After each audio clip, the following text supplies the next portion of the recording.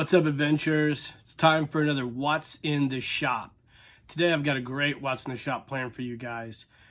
It covers an extensive amount of things that I've acquired over probably Christmas, before Christmas, after Christmas, and projects that I currently have going on right now in the shop. A couple things of note: if you guys don't know, we're doing live streams every Monday, usually on Paul Knapp's channel. It's pretty fun to do, and I think there's a lot of really cool, informative information that you can get on there, and there's a lot of really cool people with their channels that are on there too. So it's kind of a thing we've been working on and trying to grow. So I really appreciate if you guys would tune in on Mondays around 8 p.m. Eastern to check out those live streams. Other than that, there's just a lot of stuff in this What's in the Shop that I'm excited to share with you guys. At the end of it, I've got a really cool item I've been working on for a while, or items I've been working on for a while. I think you guys are going to find really exciting as well. And lastly, before I kick it over to the shop, this will be the last video I do for a while. I'm not sure how long, maybe a month or two. As a lot of you guys know who follow the channel, I'm working on remodeling my whole workshop setup. So we've got a lot of things planned. There's been some setbacks lately. With all of us getting, colds, and my son had to get tubes in his ears, and just a lot of things and delays that have set back some of my timelines that I like to be on. So I'm hoping to be back in April or May with new videos. I have a lot of stuff already recorded, but I want to record more stuff, and I want to get this workshop finished up so I can really kind of up my game as far as content goes for you guys. So that being said, we're going to kick it back to the shop and start this awesome What's in the Shop. All right, guys, kicking off this What's in the Shop, let's start with something I think some of you guys are going to be interested in. So I've been working on a set of modern adventure team figures utilizing the classic collection Adventures of G.I. Joe heads, and I got a video coming on later this year on that process. So in acquiring all the pieces to do those figures, you get cannon fodder in a way. You get extra figures from lots that I've bought. So I got the best ones out of all the extra stuff that I bought, and I made these 5 adventure team, adventures, if you will. Basically all I did was I took off the heads of the bodies I needed and just transplanted them, and this is what you got right here. The cool thing about these are I've taken them and slightly modified them. This guy here, first off, he was from the G.I. Joe Mummy Adventures body. You saw me do a video review of that. I took the head off that guy and put this G.I. Joe head sculpt on there, and then flocked it with the red Sea Adventure style. He has the later issue feet that fit in the boot really well, gung-ho grip hands, and muscly arms. Really simple figure to do. Put him off to the side here. The next figure is this gentleman here. He's an African American classic collection head sculpt. What I've done is I've taken the old hands off. Basically, you just boil these arms in hot water for about 1:15, and the hands pop right out. And then I took Cody's adapters, which are right here, and those pop right in. I didn't get Cody's adapter in all the way. As you can see, it comes out, but you push this in all the way, and basically Cody's adapter, if you take a 3/16 inch drill bit, drill into the arm after you take the hand out, and then you pop in Cody's adapter, then these damn toys or easy simple hand adapters fit right in there. So I flocked this guy with a brown and did his hands using Cody's Pop-Lox adapters. I'll put a link to Cody's eBay in there as well. This gentleman here is a Japanese Imperial soldier that I flocked. I thought that turned out really well. I will do the same thing with his hands. This gentleman here is a Formative Soldiers of the World head. These actually fit perfectly on the G.I. Joe Classic Collection bodies. In case you guys out there didn't know that, There's really good head sculpts in those later issue Formative Soldiers heads. So this has been drilled out, and Cody's adapter has been put in. And then I have a set of Cody's Damn Toys hands. I'll put them in here. Hold on here. Sometimes you got to sand these a teeny bit to get them to fit in there. And Cody told me that. So there you go. Again, you just take a 3/16 inch drill bit, boil the hands, pop the old hands out, drill that out, the hole in the arm there, and then you can pop Cody's adapters and use these Damn Toys or Easy Simple, I believe adapters are the same ones, I think. Correct me if I'm wrong on that, if somebody knows. And then this last gentleman here has a teeny bit of an eye stain, but I flocked him in all black, and I'll do the same thing with his arms. The reason I put these together is I didn't want to throw these out. I wanted to customize these in case somebody wanted to get themselves a modern set of adventures for their G.I. Joe team. Ones that can utilize better hands than those old ham hands. So I'm going to throw these on eBay here pretty soon, probably after this video airs, probably for $25 a piece for bid. And somebody can bid on them if they want. So I think some of them are pretty cool. I believe the African-American figure and the redhead version guy and the Asian figure are all really, really cool. The other ones are cool too. But if you guys are really interested in something like that, they're going to be on my eBay. So stay tuned for that after this What's in the Shop airs. Okay, so James at Sergeant Soldier sent me a couple heads that he wanted to get flocked as baldies. James did a really fantastic job in balding the heads. They look great. This is a Elite Brigade head, Cotswold collectible. And he also sent me a G.I. Joe, I believe, 40th anniversary head. And I've flocked both of these in a balding pattern. I did the best I could. Looking at myself, I'm almost completely bald, so I think I did a pretty good job on these. I think they turned out really well. And in it, he also sent me something, a prototype from Jim Egner. Jim, I got your name right. It's a cool pistol adapter for a laser pointer. So you got the cool laser, and then you got the light.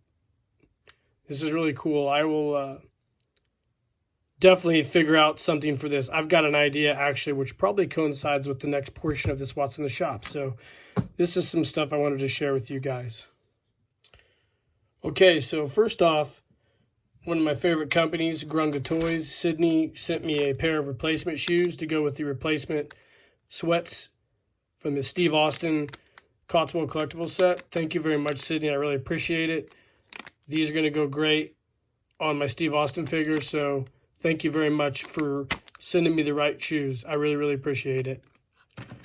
That brings me to another Grunga Toys item. This cool Baron Ironblood head. I'm going to definitely do a new Baron Ironblood. That's another video that I have coming soon. I just kind of wanted to share with you guys. I've got some cool ideas here.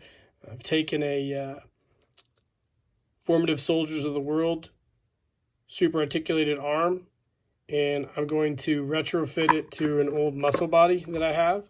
So stay tuned for that. It's going to be a really cool project, actually.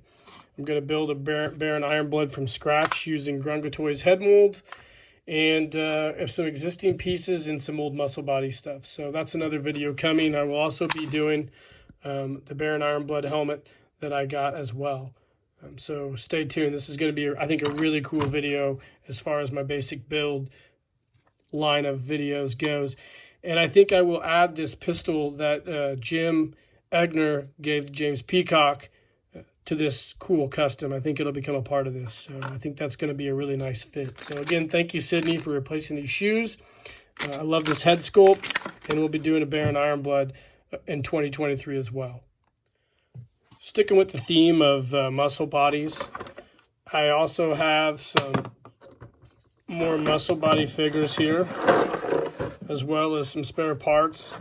I acquired this really cool intruder head. I've got some plans for it, and I have some plans for these muscle body figures as well. Ben from Prometheum Rising was gracious enough to send me another repair kit. He built 2 for me, so I will be definitely doing some muscle body retrofits using the Skull Review method and a couple of new methods that I think you guys are really going to enjoy. So stay tuned for a lot of muscle body in 2023. Okay guys, another thing I acquired here is a muscle body eagle eye. I wanted one of these to do a retrofit of the arms, so similar to what Peter's done with the Skull Review. I wanted to do something similar using the Formative Soldiers of the World arms. You'll see that in one of my upcoming customs. So yeah, it's a cool figure. I'll have to strip the head and clean the body up. It's a little loose in the hips, but I think I can tighten that up. But this is something to be on the lookout for in 23 as well, me doing an eagle eye figure with some brand new fatigues. So you've seen in previous videos the hex base radar table. I'm going to be doing a video on how to build this, so it's going to be cool and fun. I've got part of it already filmed. I've got to cut it out and start doing the piecing together of this. I think it's going to be a really good video. I've been in contact with Randall Wall. Randall's given me some really good pointers, and Randall's a cool dude. Definitely check out his Facebook page, Art Lab Customs, and definitely check out all his stuff on Cotswold's website. He's got a lot of really cool stuff. His latest is the G.I. Joe Footlocker retrofits. I've been in contact with Randall about whether or not those are going to fit in the later issue plastic footlockers from the late 70s, kind of similar to the ones he modeled his footlocker retrofits after. I believe the Super Joes had a command footlocker, which is like a mobile command center that was retrofitted into a footlocker. But this is going to be a fun project here, and this will probably, along with a cryo tank, begin my modular base construction. As I get this workshop remodel done, I'll have more space, and I plan on a few different modular base projects that are going to involve these cool paper projects done by Art Lab and sold through Cotswold Collectibles. So stay tuned for that in 23 as well. So a lot of you guys who maybe used to follow me on Facebook back before my original Exodus remember me doing the Buzz Lightyear dive suit custom. I think I was the first person to do that, but I'm not real sure. I know a lot of people have done the Buzz Lightyear dive suits and actually spacesuit retrofits since then. I've seen quite a few of them. I sold mine, the one I made originally and used in some photo stories, but I've been sitting on this one for a while now. I've got part of it painted, and I've got some other custom parts for it as well that I've bought off Shapeways, and I think I'm going to finish this year. I hope to build a brand new dive suit. I kind of struggled with a few things on it. Namely, the old dive suit that I made had a single piece here where the jetpack was. This is a little bit different. They cheapened up the design, so I got to figure out a way to incorporate some stuff into this suit before I finish it up. But I definitely think I'll do a dive suit, basic builds. I know a lot of it's already taken apart, so it won't really be a true basic build, but I think it'd be something cool to share with you guys. I think you're really going to like the concept and the way this dive suit turns out. I know Adam from G.I. Joe Lost Chronicles is planned on doing another Buzz Lightyear dive suit as well. So it'll be interesting to see what ours look like compared to one another. I know he sent me some pictures a long time ago of the one he did. I think, if I'm not mistaken, he saw mine and was inspired by mine and made one. But it's a really cool project, and these are really readily available at Goodwills and other places. So definitely be on the lookout for a video with this Buzz Lightyear at some point in 23, hopefully. Okay, so a couple things here of note. These right here are a couple items. When I was dropping off some stuff to Goodwill after Christmas, I went ahead and checked out the toy section, and I found these two things right here that I was instantly inspired to buy. The first one is this old Lennard Decor four-wheeler. I'm not really familiar with these. I'll have to look up some stuff on them. But these were done for the Lennard 12-inch core figures. I don't think it's complete, but that's okay. What I plan on doing is taking it apart and painting this in Adventure Team colors, and then probably throwing it out there on eBay for somebody who wants a four-wheeler or quad for their Adventure Team. I don't really need one, but it was $2.99. Couldn't pass it up, and I thought maybe somebody would be interested in one of these if I painted it up and did my custom decals on it. This, on the other hand, I have a really good idea to do something with this. It's a Paw Patrol plane of some type. My son's kind of come down and hijacked this, but I got a really good idea for this. So I think this will be a basic build at some point in time. So stay tuned for that as well. I like hitting up the Goodwill every once in a while and seeing what I can find, but that's not the only place that I go. Actually, there's another place that's pretty cool. You can find a lot of toys. I don't know if they have these in your area, but the store is called Once Upon a Child. It's essentially a resale shop. You take old toys of your kids and then you drop them off and they break them down and offer you money for them. And then you can turn around and use that to buy stuff in the store with store credit, or they'll just give you cash on the spot. But they have bins and bins and bins of toys. And there's a ton of different stuff in there. Like, I found a lot of stuff for custom projects that I have a big, huge box full of. Some of it my son takes and plays with, and other stuff I keep down here for future projects. But definitely check out your Goodwill and your Once Upon a Child. You'll find some really cool stuff to customize in there. Okay, so one of the first customs that I ever saw for 12-inch G.I. Joe back in the early 2000s was a fella who did a custom G.I. Joe jetpack out of this Buzz Lightyear hopper. After I saw the custom, I bought one on eBay, mint in box, and I've had it ever since probably 2000 and maybe 3. So maybe 2004, I can't really remember. I just recently got it out last year, let my son play with it for a while, but I will definitely try to recreate the gentleman's custom that he did with this. I have the pictures still on my computer from back in the day, so I plan on using this Buzz Lightyear hopper, space hopper, to do a cool custom at some point. You can definitely Google this up and find that G.I. Joe picture. If you can't, I can post ones to my YouTube forum page or picture posting area and show you guys what that looks like. But this is something I hope to do in 23, but we'll see. Hi guys, welcome back.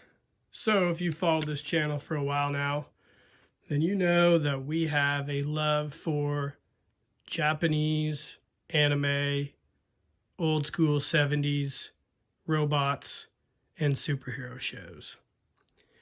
So over the Christmas break, we went a little hog wild on our eBay searches.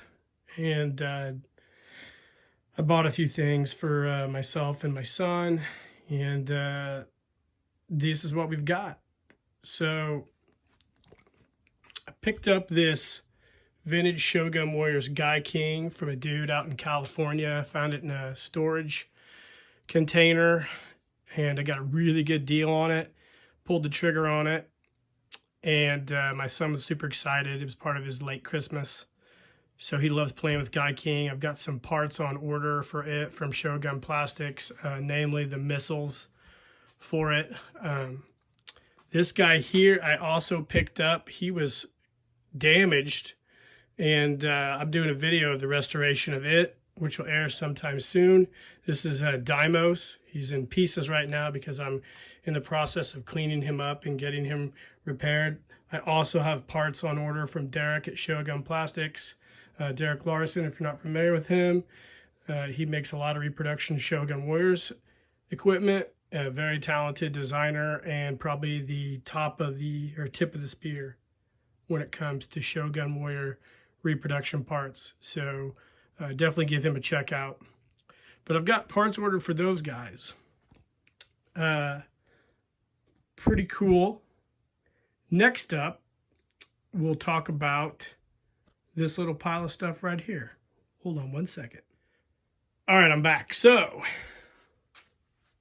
we picked up a few of these Science Team Ninja Gatchaman, or better known as Battle of the Planets, aka G-Force. We picked up this Diamond Select God Phoenix. Got that super cheap off of eBay late one night at an auction. I got it for like $10. So I got that. Son likes to play with it. I actually fly it around as the support for the Shogun Warriors. So we got him. We also picked up a Microman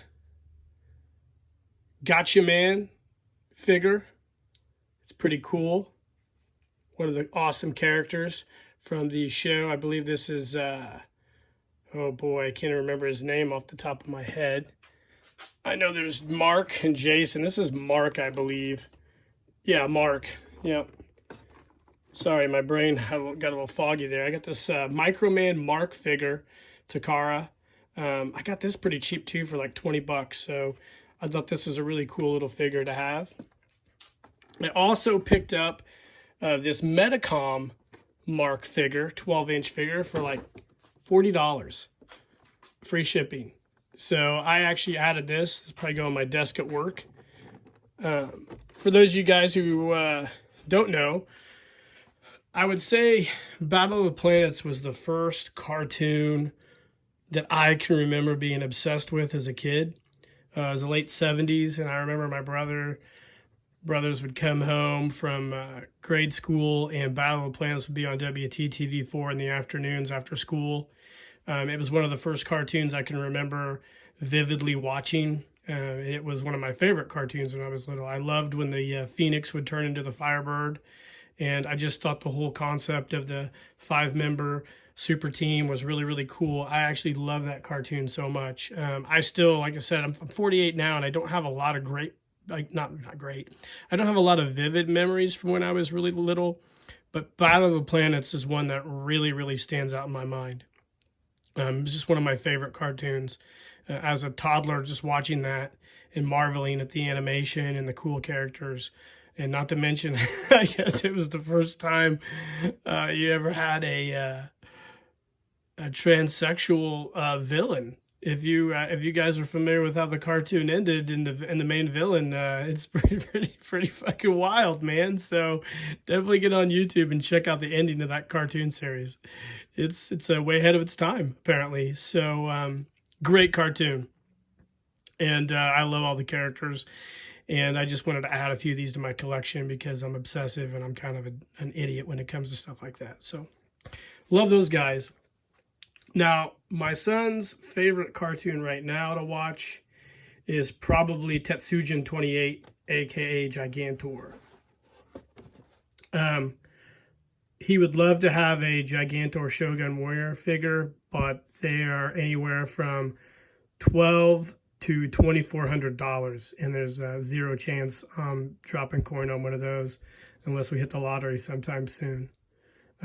That being said, I did buy us a vintage 70s Bandai Tetsujin 28 model kit, snap together kit, which is cool. So I'm going to save that for when he gets older, and we'll put it together down here along with some other model kits. I did buy a Science Team Gatchaman snap together Phoenix, God Phoenix plan. It's not here yet, but I will put these back in the workshop and we'll build those together.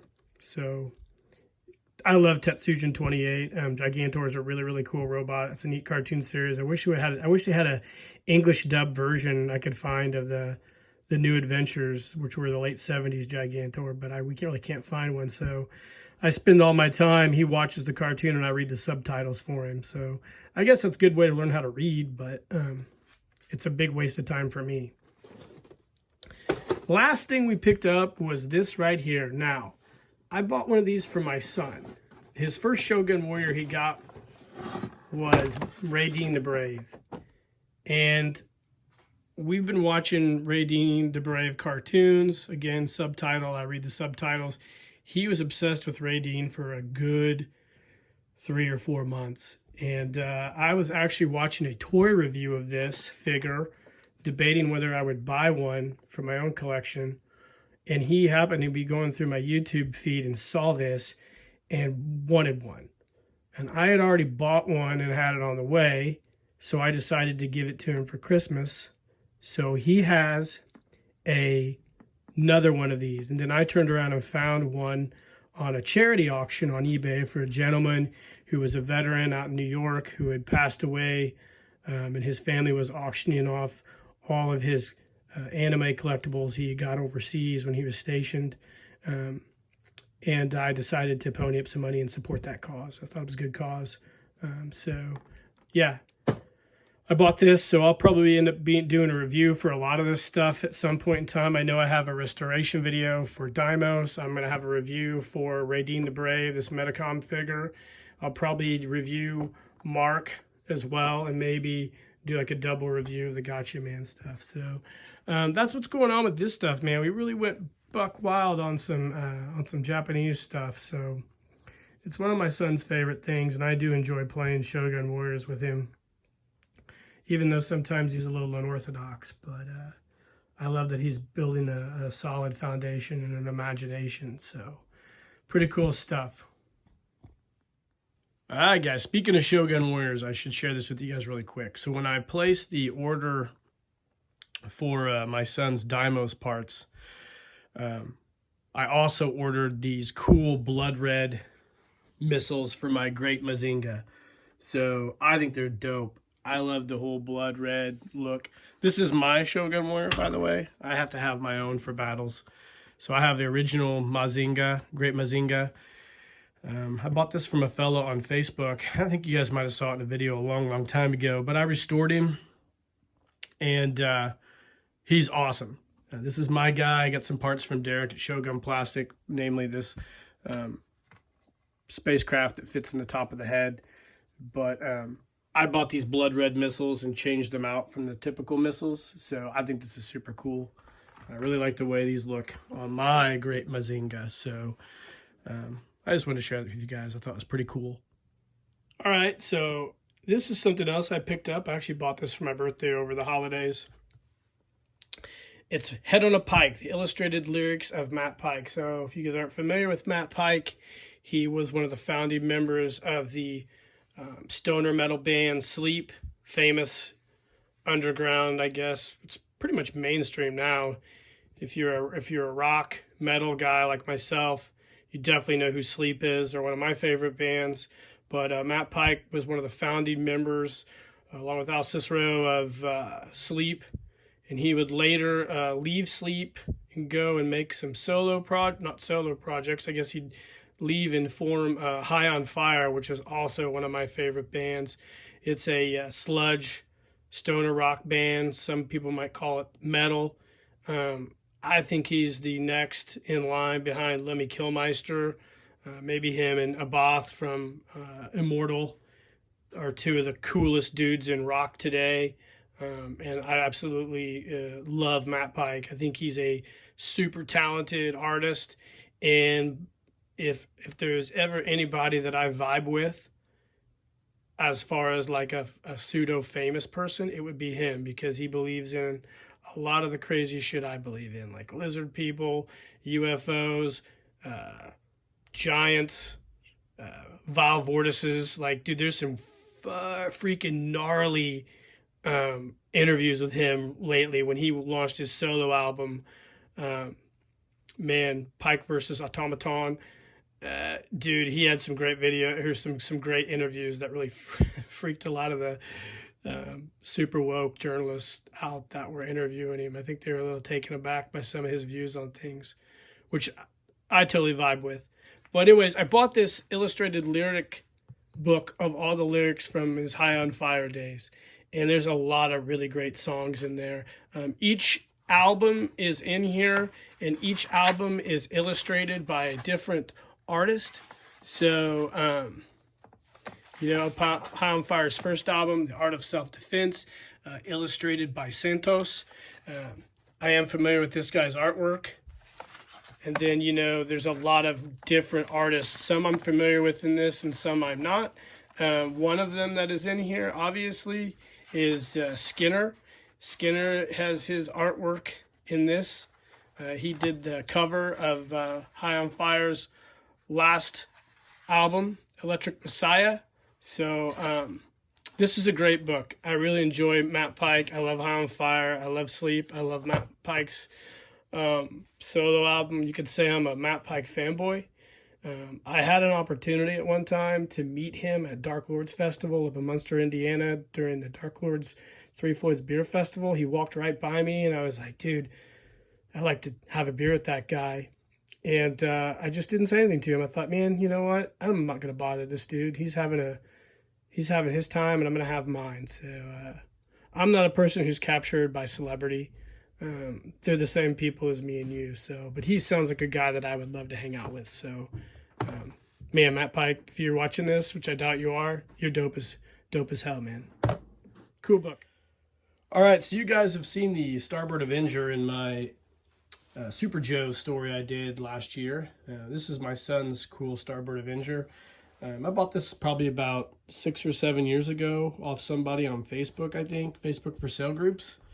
And I meant to restore it, and I finally got around to it. The electronics didn't work very well in it, so I bought a brand new, or not a brand new, I bought a used one front off of the eBay and then changed it out. So my son loves to play with this thing. This is one of his favorite things to play with.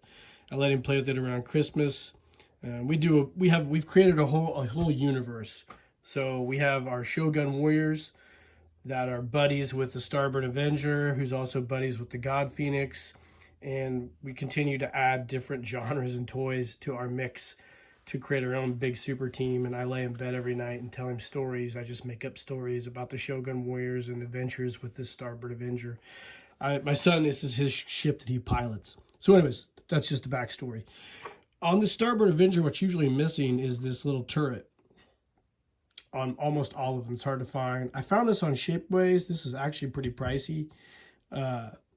I bought it. It doesn't fit very well. I messaged the designer. He got a little defensive. I wasn't mean about anything, but I just told him that it fit very loose in there. So I'll show you guys.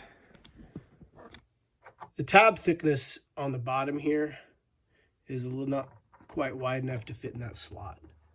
So no biggie. I'll figure out a way to make it work, but just wanted to show you guys I've completed this Starboard Avenger now. So now we've got the rear turret to go with it, and that's pretty cool. I really like this thing. You probably saw my short flying it around, so I just wanted to share that with you guys that we have a complete Starboard Avenger now.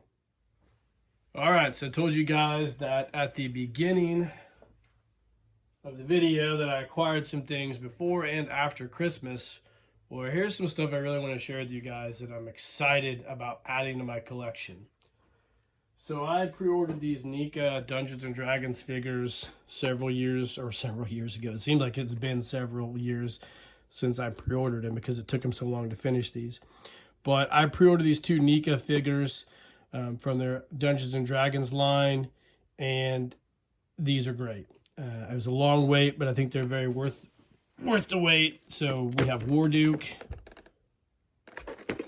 and we have Grimsword. Grimsword's huge. So I had both of these figures back when I was a kid. Put them around here so you can see the back. I had both these figures back when I was a kid. I had a lot of the LJN Dungeons & Dragons figures. Almost all of them, I think. I didn't have the Fortress of Fangs, but a buddy of mine, a little kid I used to play with, I grew up with, his dad was he was a surgeon here in town. This kid had everything. He got everything. So, but he had the Fortress of Fangs. I had a cheap knockoff castle, but we used to love playing Dungeons & Dragons. My mom got rid of them all, I think, in a garage sale, sadly. But I had a ton of stuff. They had like KB Toys would have like an exclusive kind of deal where you could buy Warduke with his horse and Paladin Strongheart with his horse. I had almost all that stuff. Had a lot of good fun with it. Loved the Dungeons & Dragons action figures from LJN. I played Dungeons & Dragons for a bit as a kid as well. Fun thing to do. Hopefully I can get my son into it. But these NECA figures are great, and I can't wait to do a review and share this with you guys at some point. Now, I also have bought a few things from Hasbro. First thing I bought, you've seen my Dritz and Gwen Weaver figure, which is a really great figure. I really like that figure. I went ahead and dropped some coin and bought a gelatinous cube from the upcoming Dungeons and Dragons Honor Amongst Thieves movie. I think this is cool. I want to add this to my collection, so I'll probably do a review of this at some point. Now, I also bought the Dungeons and Dragons cartoon characters, all of them that have came out so far. You can see the box art kind of goes together to form a mural of some kind. But the first ones I bought were Vengeance and Dungeon Masters. So I haven't seen any reviews on these yet. I've been holding off on checking this stuff out. I wanted to do a review for you guys and open it myself. But I have seen reviews on these figures here. These are the ones that were released direct to consumer. The Venger and Dungeon Master were a Hasbro Pulse exclusive. These are direct to consumer. Apparently they're going to come out with the rest of the figures at some point this year. I've been hearing that it's any time now, but I don't know. I've not seen anything good about these figures. I've seen a lot of quality control issues with them. I have not opened mine. I don't know anything about them. I wanted to get them because I thought they were cool. I liked the cartoon as a kid. I didn't love it like a lot of these nerds do, but I think Dungeons and Dragons is great, and I hope Hasbro continues to flesh it out. I am curious, since they have the Dungeons and Dragons license through Wizards of the Coast, I'm curious to see if they're going to do their own versions of Warduke and the rest of the old LJN figures, but I don't know. We'll just have to wait and see. But I wanted to share all this with you. I've had it for a while. I wanted to wait until Warduke and Grimsword came in to share the rest of this. So luckily we got it all in here for What's in the Shop. So stay tuned for reviews on almost all these and maybe more. All right, gang. So I thought I'd wrap this What's in the Shop up on a very positive note. So my mom, Mama Shear at the sweatshop, has been working for the last few months on just a ton of clothes. I gave her all my fabric. I said, do whatever you want, whenever you want. So we've got a lot of clothing generated. I've got that old cool knockoff camouflage pattern. I've still got to go and cut out and make pockets, shirt pockets for all this stuff, but we've got a few outfits of this cool pattern that you first originally saw in the Traveling Joe project. Put that off to the side here. Next up,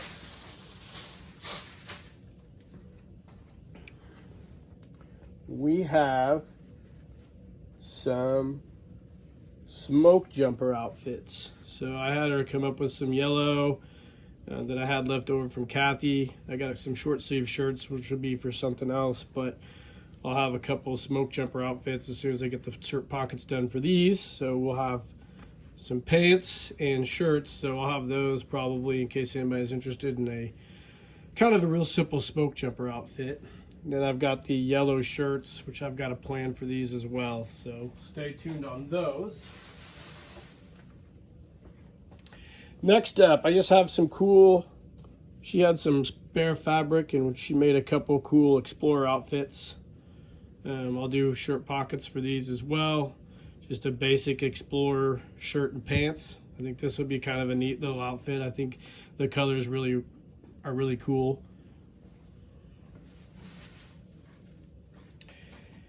Let's see.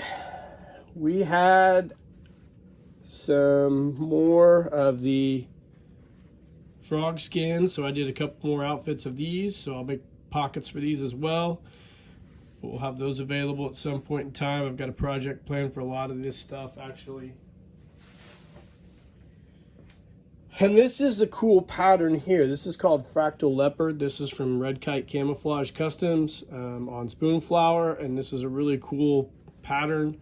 My original plan was to do a villain for this. I still might, but I think this is really cool too, so I'll probably keep one of these for myself and then make one available for sale.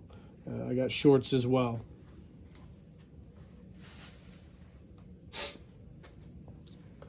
Got a couple more shirts of the really cool red kite camouflage pattern that I had left over from a project I had earlier this year that's going to be in a photo story. So these are cool. A really cool tiger stripe shirt. Some more boxers. I did manage to do some Rhodesian pattern shirts and pants. These are really cool. Turned out great. Then I have this pattern here. This is for a photo story, but I have a couple extra shirts that I have a plan for these as well. I think this is a really cool pattern. So stay tuned for this. So there's a lot of clothing that my mom made for me. I'm happy about that. She didn't have to do it all, but she went to town. So lastly, I want to share with you this jacket. She came up and designed her own hooded jacket using some different patterns. This turned out really great. This is a cool camouflage pattern. This is for a basic build project that I have in the works right now. So I'm really excited to share this whole basic build with you guys too. I think you're really going to love it. It's one of my better videos. It's long, but I think it's going to be great. So this jacket goes with that. I wanted to share this pattern. This is another red kite camouflage pattern. So yeah, pretty cool stuff. So that's about it, guys. Let me turn the camera around here.